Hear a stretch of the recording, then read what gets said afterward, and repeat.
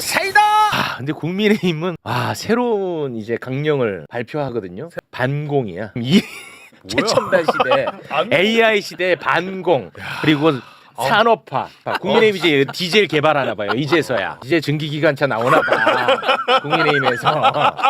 야, 심각합니다. 오판사 이분이 저지른 이 사법 불법 행위는 지기현 판사가 했던 것보다 저는 훨씬 더 죄질이 나쁘다고. 70년간 해왔던 대법원 확립된 판례를 다 뭉개했을 뿐만 아니라 서서 김건희한테 인사하는 걸 보고 전두환 군부독재 시절에 법정이 그때 권력자가 피고인으로 오면 판사가 인사를 했어요.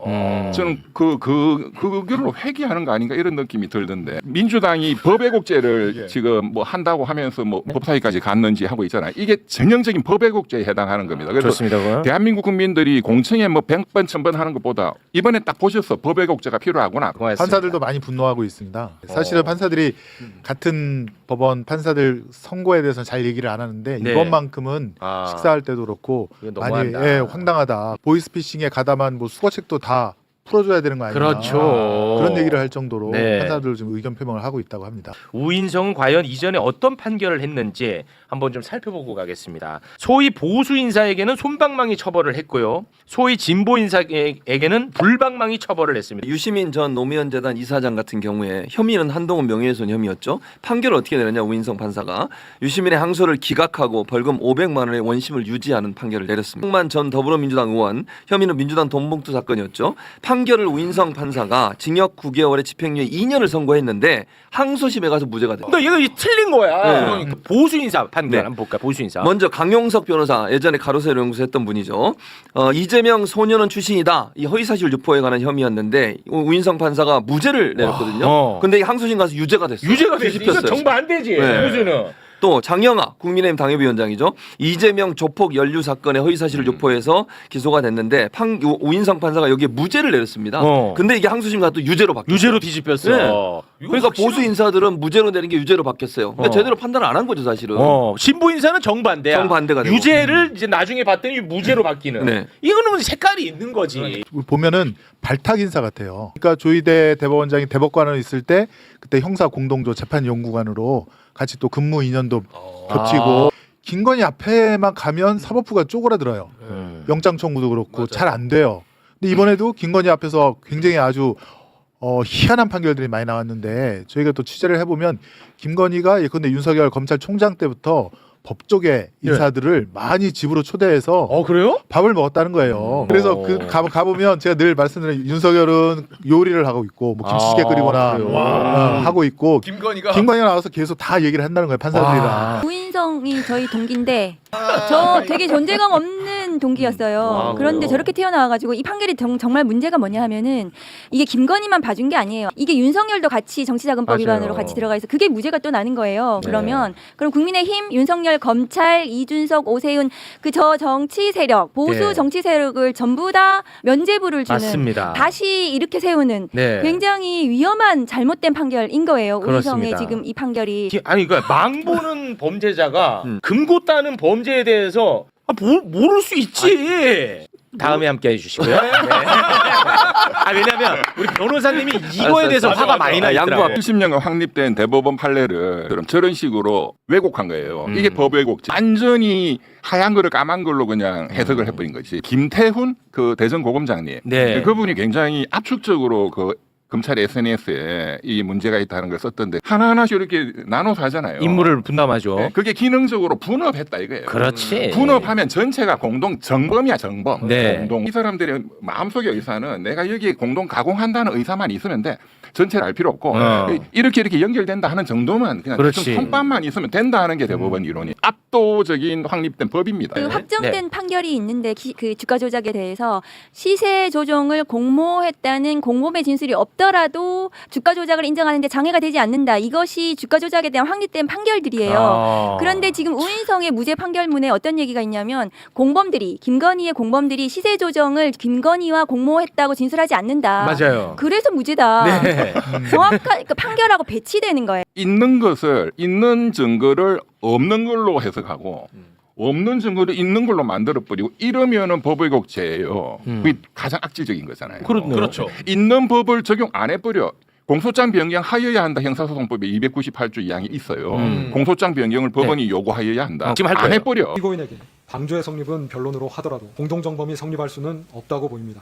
이 사건에서 방조의 성립 여부는 공방의 대상이 아니었기 때문에 방조의 성립 여부에 관하여는 더 나아가 판단하지 아니합니다. 법원은 심리의 경과에 비추어 상당하다고 인정할 때는 공소사실 또는 적용 법조의 추가 또는 변경을 요구하여야 한다. 의무상. 그래서 이진관 판사가 어, 그때 그걸 맞습니다. 바꾸라고 얘기한 거예요. 그렇습니다. 그렇습니다. 요청도 아니고 요구예요. 이분이 그 한덕수 국무총리 재판했으면 무죄지. 본인이 공소장 변경이 말도 안 했을 거고. 내란 방조 그거는 법리적으로 성립이 안 돼 무죄. 그러면 이게 법의 곡지에 딱 걸리는 딱 겁니다. 걸리는 거죠. 딱 걸리는 그런데 2월 19일 날 지기현 판사가 윤석열, 김용윤이한테 이런 식으로 해서 무죄 때려버릴 위험성이 너무 있는 거예요. 이 우인성 판사가 재판한 사건은 이미 손땡땡이라고 김건희보다 가담이 네. 훨씬 약한 네, 전주죠. 전주. 전주가 이미 방조로 처벌을 받았습니다. 그렇습니다. 대법원에서 확정이 됐고, 그럼 판사는 형사 판사는 실체적 진실 발견이 본인의 의무이거든요. 그러면은 공동정범 그래 뭐 설마 그게 안 된다 하더라도 그거보다 약한 사람이 방조로 방조. 처벌을 받았으니 그러면 공소장 변경을 요구해야 됩니다. 검찰에서 안 하면 이건 직권으로 자기가 바꿔서 방조로 또 선고를 할 수가 있어요. 처벌을 네. 할 수가 있어요. 주가 조작 사건에 이렇게 좀 애매한 경우가 많거든요. 이 입증이 쉽지가 않기 때문에. 그래서 방조로 하는 경우가 이건 거의 기본문이에요. 근데 은성 판사가 이걸 방조로 요구하지 않았을 뿐만 아니라 방조라 하더라도 공소시효가 완성된 것처럼 판결문을 작성을 해놨어요. 그래서 이게 건호수 등 공범 판결들이 있잖아요. 그게 확정이 됐습니다. 거기서는 포괄일제, 그러니까 2009년부터 12년까지 전부 다 하나의 범죄다. 공소시효는 2012년도에 기산해서 공소시효가 그 계산이 된다고 이미 확정 판결이 있는데도 불구하고 김건희만 2011년도 1월, 3월, 1월 때 공소시효가 기산이 돼야 된다. 김건희 범죄 사실만 뚝 잘라놨어요. 그러니까 근데 저거는 건호수 등 공범에 관한 판결하고 완전히 배치돼요. 건호수는 전체 그 공범들은 전체가 모두 포괄일제라고 인정했어요. 그리고 우리나라 대법원 판례에 중간에 공범 가는 게 있는 한 사람이 이탈했더라도 그것이 공범이 안 되는 게 아니라 그 이탈하는 사람이 적극적으로 다른 사람 공범들의 범죄를 말려야 된다. 그 범죄를 막아야 된다. 그렇지 않으면 그 공범들의 범죄에 모두 다 포함이 된다. 판결에 있어요. 김건희는 지 혼자 빠져나오지를 못해요. 그러니까 명확한 대법원 판례가 있는데도 불구하고 김건희 지 혼자서 뭘 거래를 했니 뭐 빠져나왔니 이러면서 김건희만을 위한 봐주기 판결 구성을 한 겁니다. 우인성 판사가. 그러니까 우인성 판사가 이걸 조각조각 나눠놨는데 도이치모터 주가 조작은 고노스 회장이 도이치모터 주가를 부양시켜서 그러니까 조작을 해서 근데 그걸 담보로 돈을 더 빌리거나 아니면 회사의 시가를 높여서 팔거나 뭐 그런 목적으로 시작이 된 거고 네. 그런 거에 대해서 김건희 씨는 초기부터 고노스랑 밀접하게 만나고 대화하면서 자기는 그 중에서 그 부풀려진 주가로부터 이득을 얻는 걸로 들어간 거죠. 네. 그러니까 권오수의 범위가 단일하고 일정하고 계속되는 한 그렇죠. 이거는 하나의 범죄입니다. 너무 당연하죠. 이걸 어떻게 김건희만 보고 그걸 다 끊어놓습니까? 김건희가 처음부터 그걸 권오수랑 다 그 학동 도이치모터스 매장에서 만나갖고 맞습니다. 딱 계속 한 건데 그렇습니다. 그건 말이 안 되는 거예요. 네. 바보도 제가 아니고. 이 우판사가 이런 대법원 판례를 몰라서 이랬겠냐. 전혀 그렇지. 완벽하게 알아요. 그래요? 좌우 배수 판사들도 다 아는 거거든요. 아. 그런데 알면서도 완전히 거짓말을 사기를 치면서 지금 무죄를 때린 거예요. 그러니까 이건 악질이거든. 요건 악질이네. 구속시켜야 돼. 제가 1, 2, 3 비상 123명만 공동 고발인 하겠다. 공동 고발인으로 순식간에 123명 찼어요. 지금 1000명이 넘었어. 이거는 지기현이보다 훨씬 나쁜 놈이야. 그러니까 항소심에서 특검도 정신 바짝 차리고 엄마 쪽의 거래 내역이라든가 그걸 기소해서 엄마도 권오수 회장과 잘 알고 있다고 그 아마 경찰 내사 보고서에 있는 것으로 알고 있는데 네. 그것까지 해서 더 세게 네. 정말 세게 진행을 해야 됩니다. 최은순 녹취가 있었거든요. 도이치모터스는 내가 다 한 거야. 하는 녹취도 있었습니다. 예. 네, 네. 제가 그 기억이 납니다. 우리 법원 행정처가 법관 인사를 하거든요. 네. 제일 법관들 중에서 법원 행정처장 대법관 중에 한 분이죠. 네. 제일 무서운 사람이에요. 우리 박영재. 이분이 진짜 극우 보수 중에 완전히 대명사예요. 작년 5월달 그 희대의 난 파기환송. 선거법 유죄 취지 파기환송 그 여기 전부 다 무죄라고 했죠. 제 혼자 유죄 파기환송이라고 딱 정확하게 찍었지. 유죄 취지 파기환송이 주심 대법관이 박영재예요. 박영재였어. 그러니까 희대의 난이 아니고 사실은 희대와 박영재의 난이야. 박영재가 더 중요해요. 이재명 대통령 대북 송금 사건 사건은 재판이 현재 중지돼 있죠. 네. 그런데 평화부지사 이화영 씨는 대법원에서 7년 8개월 확정이 됐습니다. 네. 그 대법관이 박영재예요. 아. 이제 뭐 느낌이 오시죠. 아. 그분이 인사를 담당하는 법원 행정처장에 그냥 다 개무시하고 너 그냥 할 거야. 조희대 대법원장이. 박영재 해. 그분은 부산이에요. 완전히 대구 부산이 법원을 완전히 지금 독재적으로 장악을 하고 있어요. 그럼 변호사님이 봤을 때는 천대엽보다 더 골치 아픈 인물로 평가하시는 겁니까? 천대엽 법행정처장님은 그래도 좀 합리적인 측면이 있죠. 이분을 한번 겪어보시라니까 앞으로. 그리고 지금 칼자루는 법원이 지고 있어요. 네. 모든 전국에. 그렇죠. 예. 그리고 이재명 대통령 한번 불러보지 뭐 이런 사람들이 많아요. 와. 박영재 스타일에. 와.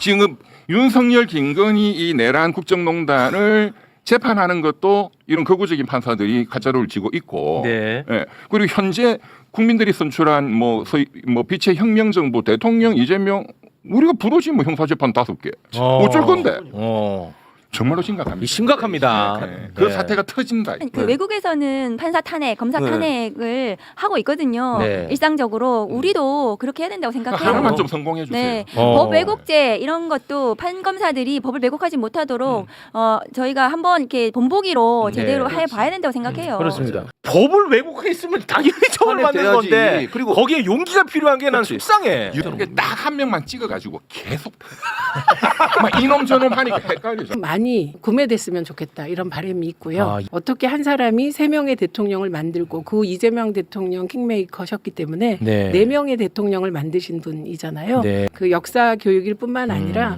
개인적 인생사에서 어쩌면 저렇게 공적인 마인드를 일관되게 유지할 수 있을까 꼭 읽어보셨으면 좋겠습니다. 그 당시 이해찬 전 총리가 36이었을 때고요. 네. 13대 국회의원으로 당선이 되시는데 1988년 2월 3일 날 입당을 했고 전 학생 대표로 당시에 평민당이 함께 네? 이해찬 총 제가 인터뷰어예요. 그래요? 대담자. 그 과정 속에서 우리가 존경하는 많은 사람들이 있잖아요. 어떤 분은 정신을 남기고 어떤 분은 뭐를 남기는데 저는 저 2년이 딱 끝나고 저 책을 이제 출판사에 완전히 인쇄소에 넘기면서 아 이분이 제일 훌륭한 거다. 대통령 4명을 만들면서 대한민국의 민주주의를 한 대통령을 통해서 요만큼 그 다음 대통령을 통해서 또 요만큼 이렇게 전진시켜 나가고 뿐만 아니라 저 책에 보면 정말 수없이 많은 젊은이들에게 기회를 주고 지금 이재정 의원을 자기를 뽑지 않으면 당대표들이 되게 되고 나면 배척하는데 당대표로 발탁한 거거든요. 네. 그러니까 그렇게 그 뜻이 같은 젊은이는 물론